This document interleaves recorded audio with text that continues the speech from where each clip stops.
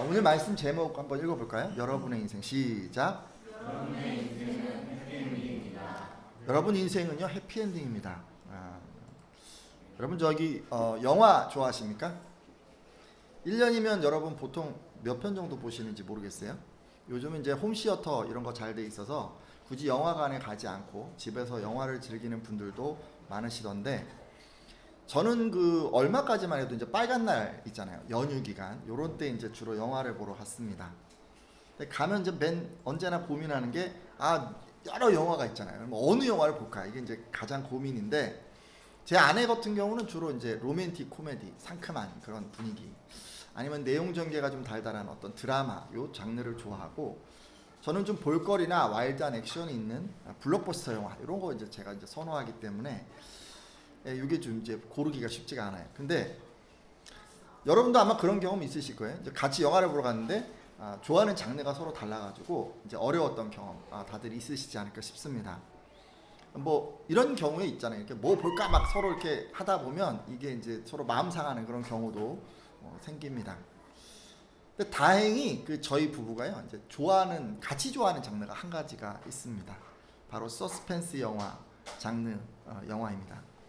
여러분 서스펜스 장르라고 하면 보통 이 잔인한 장면 많은 거 떠올리시잖아요. 근데 조스 그런 거 있잖아요. 조스 그런 공포 영화 이런 거 많이 떠올리지만, 저희는 그런 영화보다는 내용 전개에 이제 추리도 있고 또 반전도 있어서 좀 어떤 마음의 긴박감을 주는 그런 영화를 좋아합니다. 그러기에 이제 여러분 이런 서스펜스 장르 영화는 자연스럽게 이제 관객이 몰입하게 만들죠. 우리나라 영화를 예로 들자면 올드보이 같은 영화나 아니면은 살인의 추억 또는 최근에 내부자들 이런 영화들이 이런 장르라고 할 수 있습니다. 근데 저희 부부가 이런 서스펜스물을 좋아하는 것은 이 장르 영화는요 처음부터 끝까지 그 결말을 알 수가 없는 거예요. 그래서 보는 내내 이게 어떻게 될까라고 우리가 이제 긴장감을 잃지 않게 만들기 때문에 좋아합니다. 자, 근데요 여러분, 이런 서스펜스 영화인데 이게 내용을 만약에 우리가 미리 알면 어떻게 될까요? 앞서 말씀드렸듯이 이 어떤 서사를 가진 이런 서스펜스와 같은 장르에서 줄거리는 이제 긴장을 유발하는 중요한 요소입니다. 그러니까 다음 상황이나 이야기 전개를 알 수 없을 때 관객이 그 작품의 흥미를 느끼기 때문입니다. 근데 미리 알면 어떻게 되겠어요? 긴장이 전혀 안 되지 않겠습니까? 여러분 요즘 무슨 영화 보셨는지 모르겠는데 저는 사실 최근에 기생충이라는 영화를 좀 보고 싶습니다. 아직 못 봤거든요. 봉준호 감독이 연출한 이 영화, 지난 5월 칸 국제영화제에서 최고상을 수상했습니다. 그리고 최근에는 이례적으로 외국어 영화상을 넘어서 아카데미상의 어떤 유력한 후보로 거론되고 있습니다. 근데 이제 그래서 막 보고 싶으니까 제가 관련 기사를 좀 이렇게 검색을 하다 보니까 그만 저도 모르게 스포일이 되고 말았습니다. 그러니까 영화에 몇 안 되는 긴장되는 장면이 있는데 그 중에 하나를 제가 알게 된 거예요. 혹시 보신 분 있으십니까? 이 영화 중에 그런 장면이 있다면서요. 3명이 거실 테이블 아래 이렇게 숨는 장면이 있대요. 근데 여러분이 보신 분들은 아마 그때 어떻게 될까? 뭐 이런 거 이제 느끼셨을 거 아니에요, 그죠? 근데 아직 영화를 제가 안 봤는데 그 후에 어떻게 되는지를 다 알아버렸습니다. 그러니까 아마 나중에라도 제가 그 영화를 보면 저는 그 장면에서 아무런 긴장감도 없이 그냥 밋밋하게 그냥 영화를 보지 않을까 싶습니다. 여러분 우리가요 이렇게 결말을 미리 알잖아요. 그러면 긴장하지 않습니다. 아무리 주인공이 잡힐 듯 말 듯 이런 어떤 위기에 처해도 우리는 절대 긴장하지 않습니다. 그 후에 어떻게 될지 이미 다 알고 있기 때문이죠. 네, 여러분 이런 형편은 우리 인생도 마찬가지 아닐까 싶은데요. 사실 우리들 인생도요 여러분 서스펜스 영화의 한 장면처럼 긴장되고 스트레스 받는 그런 장면들의 연속인 것 같아요. 여러분 직장에서 동료들, 상사 이런 사람들 또 심지어 후배들과도 우리는 막 갈등 이런 거 피할 수 없지 않습니까? 근데 갈등을 막 겪으면서 이게 이제 어떻게 될지 모르는 거예요. 그래서 막 스트레스를 받는 거죠. 때로 친구 관계가 불편할 때도 있어요. 노력해도 그 꼬인 관계가 풀리지 않을 수 있습니다. 근데 그럴 때면 이 불편함이 언제까지 진행될지 몰라서 계속해서 스트레스를 받습니다. 때로 여러분 우리가 마음먹은 사업, 계획한 거 이런 거 잘 안 될 때도 있죠. 그러면 그 후에 어떻게 될지 몰라서 스트레스를 받습니다. 때로 여러분 자녀들이 여러분에게 순종하지 않을 때도 있지 않습니까? 호통치고 달래보고 하는데도 듣지 않을 수도 있어요. 그럴 때 우리는 그 후에 어떻게 될지를 모르기 때문에 정말 마음이 힘들어요. 공부하는 분들이 있으면 열심히 공부를 하는데 성적이 나오지 않을 경우에, 노력하고 애를 써도 진전이 보이지 않는 경우에, 이럴 때 나중에 어떻게 될지 몰라서 스트레스를 받기도 하고, 또 진학이나 취업이나 결혼 여러 가지 인생의 문제들을 만날 때 잘 풀리지 않으면 이 문제들의 결말이 어떻게 될지를 몰라서 우리가 계속해서 스트레스를 받습니다. 여러분도 뭔가 어려움을 겪을 때 그것이 마음의 소원대로 되지 않을까 해서 긴장하고 염려하고 스트레스 받아본 그런 경험이 다들 있으시리라 생각을 합니다. 하지만 여러분 이런 일을 겪고 있는데 맨 마지막에 그 나중에 어떻게 될지 결말을 여러분이 미리 알고 있다면, 그러면 우리 인생도 결말을 알고 보는 그런 영화처럼 긴장하지 않고 여유롭게 그 걸음을 옮길 수 있지 않을까요? 여러분도 이러한 제 생각에 동의하십니까? 근데요, 여러분 예수님이 이것을 참 잘 알고 계셨던 것 같아요. 그래서 지금 이제 바짝 긴장하고 있는 그 제자들에게 그들의 결말이 어떻게 될지를 미리 알려주셨습니다. 지금 제자들은 스승인 예수께서 잡히시고 고난받으시고 십자가에서 달려 죽게 될 거라는 그런 얘기를 듣고 막 염려가 되고, 그리고 막 긴장하고 마음속에 막 두려움이 찾아와서 그렇게 벌벌 떨고 있는 이 제자들에게, 그러니까 엄밀히 말하자면 그렇게 스승이 잡혀 죽으시면 자기들도 같은 운명을 맞이할 것이라고 생각해서 불안해하는 그 제자들에게 예수님은 그들의 나중이 어떻게 될지를 미리 알려주셨습니다. 요한복음 14장 1절에서 4절 말씀인데 여러분 한번 읽어주시겠어요? 너희는 마음에, 시작. 너희는 마음에 근심하지 말라. 하나님을 믿으니 또 나를 믿으라. 내 아버지 집에 거할 곳이 많도다. 그렇지 않으면 너희에게 일렀으리라. 내가 너희를 위하여 거처를 예비하러 가노니 가서 너희를 위하여 거처를 예비하면 내가 다시 와서 너희를 내게로 영접하여 나 있는 곳에 너희도 있게 하리라. 내가 어디로 가는지 그 길을 너희가 아느니라. 아멘.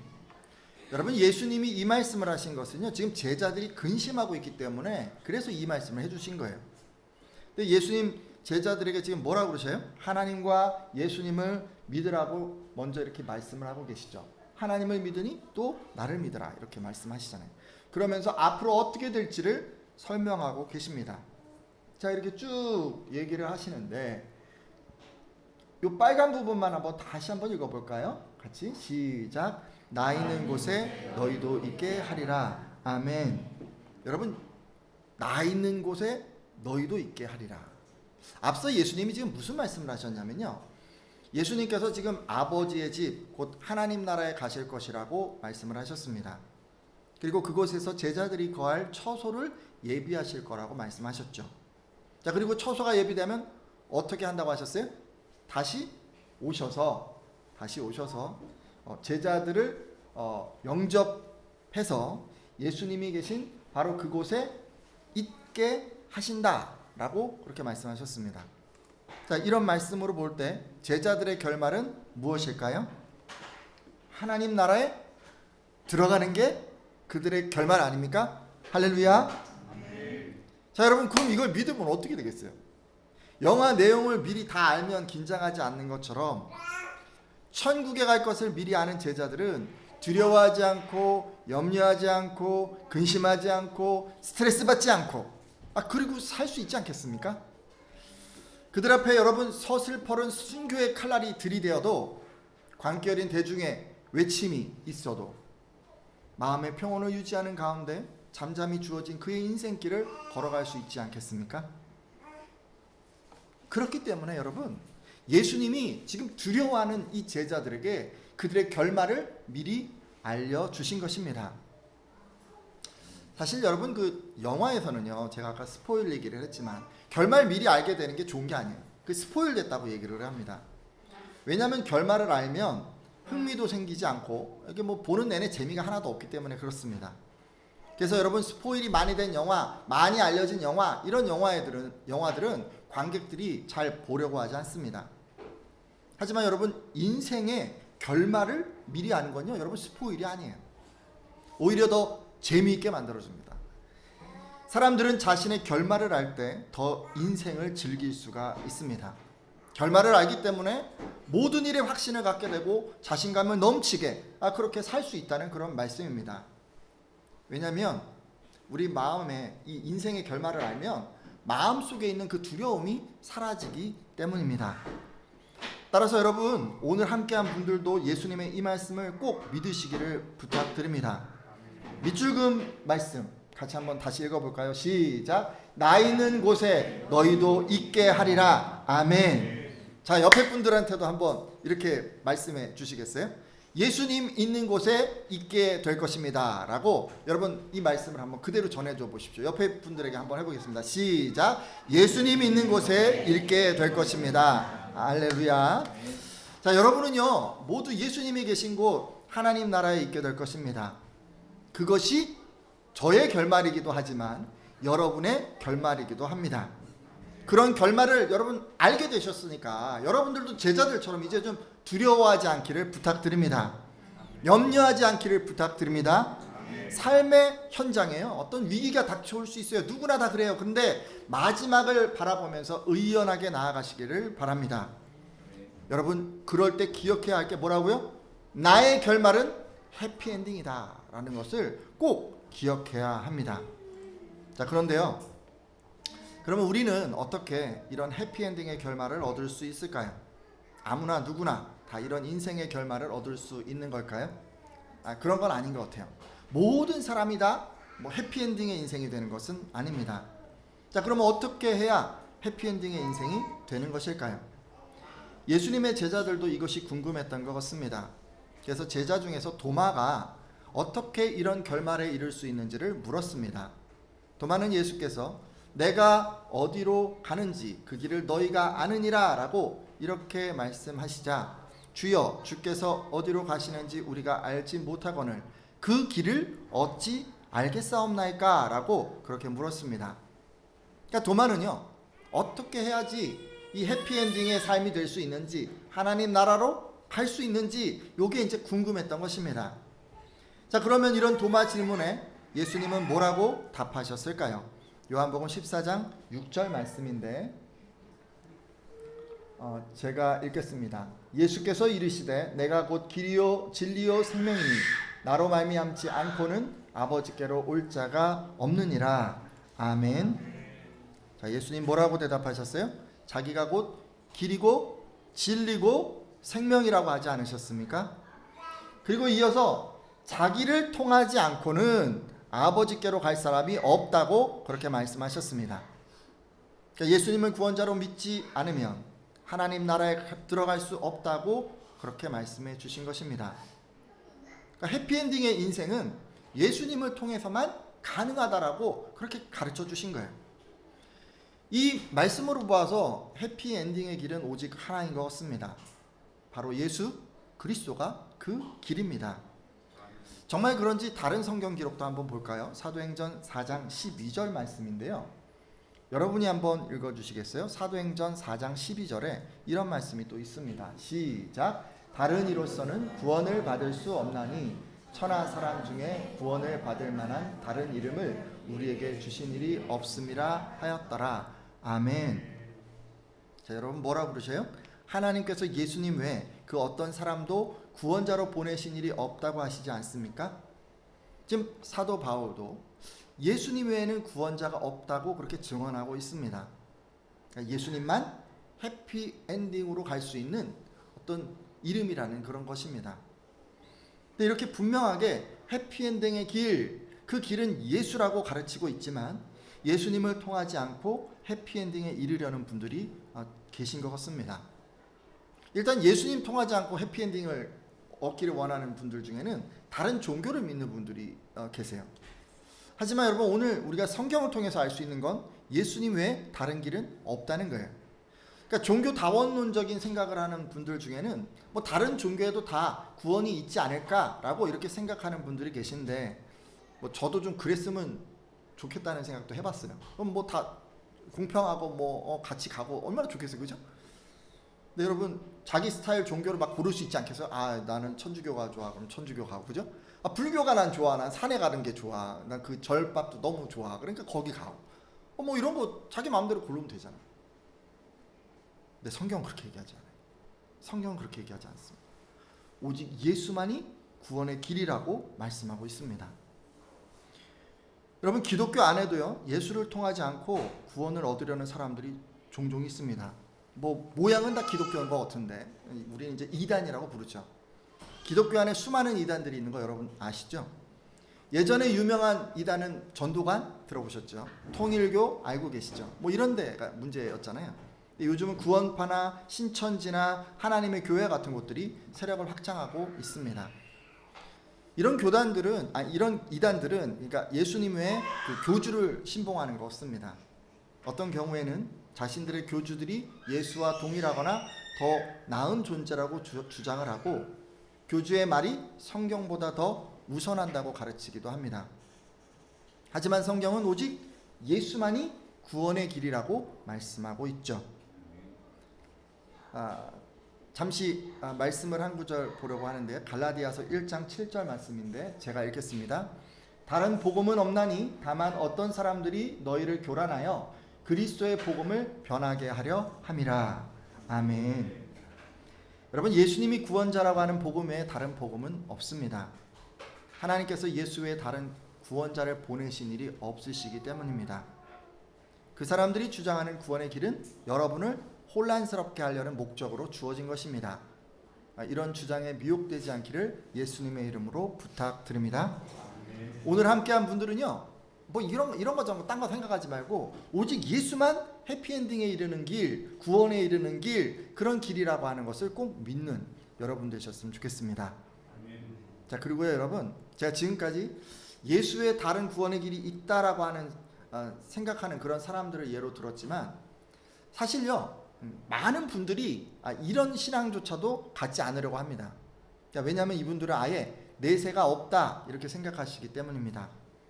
이분들은 하나님도 죽은 후 가게 되는 이 하나님 나라도 믿지 않습니다. 그러게 이분들에게 해피엔딩은 구원을 받는 것도 아니고 하나님 나라에 들어가는 것도 아닙니다. 이런 분들에게 해피엔딩은 뭘까요? 죽기 전에 살아있는 동안 행복하게 사는 거겠죠. 실제로 대다수의 분들이 돈을 많이 벌어서 자기 하고 싶은 거 마음껏 하면서 건강하게 오래 사는 것을 해피엔딩이라고 생각을 합니다. 하지만 여러분 성경 시편 14편 1절과 53편 1절은 이런 사람들을 향해서 어리석은 사람이라고 이야기를 하고 있습니다. 여러분 클래식 음악 좋아하십니까? 클래식 음악 마음이 좀 편안해지지 않습니까? 클래식 음악 들으면 저도 가끔 들어요. 근데 듣기는 하는데 뭐 클래식 음악이 뭐 어떤 거가 있는지 뭐 잘 알지는 못하고 그냥 이렇게 듣는 것 같습니다. 제대로 뭐 배운 적도 없고 뭐 깊이 알려고 뭐 시간을 들이지도 않았기 때문에 그렇겠죠. 근데 이런 저도 오래 살다 보니까요 클래식 음악 들으러 갈 기회가 종종 있습니다.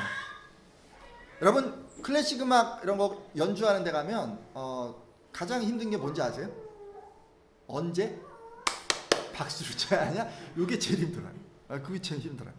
곡이 길다 보면요 여러분 악장과 악장 사이에 이제 마치 끝난 것처럼 잠시 쉬잖아요, 그죠? 근데 연주되는 곡을 잘 모르는 뭐 제 입장에서는 이게 악기 소리가 이제 딱 멈추면 그러니까 중간에 이제 어떤 퍼즈 이런 게 삽입이 되면 이게 끝난 것으로 생각되기 때문에 그렇습니다. 제가 신학대학원 다닐 때 일인데요. 동기생 중에 그 미국의 줄리어드 음대에서 피아노를 전공하신 그런 전도사님이 계셨습니다. 한 번은 채플 중에 이분이 한 2곡 정도를 이제 연주해 주신 적이 있었어요. 모든 이제 전도사님과 함께 이제 이렇게 연주를 해 주신 거죠. 정말 잘하더라고요. 정말. 그러니까 듣는데 정말 잘한다. 같이 수업 들을 때는 뭐 맨날 이렇게 딴짓하고 이래서 잘 몰랐는데 피아노 건반 앞에 있으니까 이 사람이 완전 사람이 달라지는 거예요. 거기 딱 앉으니까 벌써 딴 사람인 거예요. 그 막 환상적인 연주를 막 빠져서 듣다가 이제 막 점점 조용해지더니 이윽고 연주가 탁 멈춘 거예요. 탁. 그래서 저를 비롯한 몇몇 전도사님들이 와 박수를 친 거죠. 어떻게 됐겠습니까? 끝난 게 아니었어요. 끝난 게 아니었어요. 중간에 그냥 잠시 그 퍼즈가 삽입되어 있는 그런 상태였는데 이제 모르고 그냥 박수를 친 거죠. 그러니까 연주곡이 어떻게 진행되는지 몰랐기 때문에 이제 생긴 해프닝이었지만 좀 창피하기도 하고 한편으로는 열의를 다해서 지금 연주하는 그 전사님께 정말 죄송한 마음이 들었습니다. 저만 그런 것 같아요. 여러분들은 전혀 그런 경험이 없으신가 봐요. 저만 그런 거죠? 여러분 이런 형편이 근데 우리 인생도 마찬가지가 아닌가 이렇게 좀 생각을 해봤어요. 여러분 하나님께서 각 사람의 인생을 지금 연주하고 계신데 모든 곡에는요 죽음이라고 하는 퍼즈가 삽입되어 있습니다. 이 퍼즈는 한 사람의 이생과 그리고 내세를 나누는 연주의 일부분이에요. 여러분 같은 사람은 아마 퍼즈가 나와도 아직 끝나지 않았다고 생각해서 연주에 집중하실 거예요. 근데 어떤 사람은요 퍼즐을 딱 만나잖아요. 죽음을 딱 만나잖아요. 그게 끝났다고 생각해서 저처럼 아마 박수를 치지 않을까 생각을 합니다. 네, 여러분 하나님께서는 이런 사람들을 어리석은 사람들이라고 말씀하시는 것입니다. 오늘 함께한 분들 중에는 이런 분들 한 분도 없으시리라 믿지만 혹시 교회 다니면서 이리저리 점집 전전하고 보살들 섬기고 연말이면 토정비결 보고 이사 때가 되면 길을 찾는 그런 분들 계시다면 반드시 돌이켜 주십시오. 여러분 이후로는요 반드시 오직 예수만 구원자로 믿겠다고 섬기겠다고 그렇게 여러분 결단하셔야 합니다.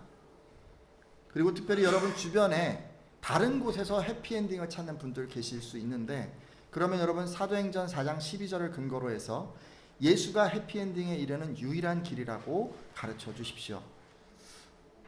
아까 읽었죠? 한번 다시 읽어볼까요? 요건 여러분들이 오늘 꼭 기억하고 가셔야 되는 성경 구절이에요. 한번 읽겠습니다. 시작. 다른 이로서는 구원을 받을 수 없나니 천하 사람 중에 구원을 받을 만한 다른 이름을 우리에게 주신 일이 없음이라 하였더라.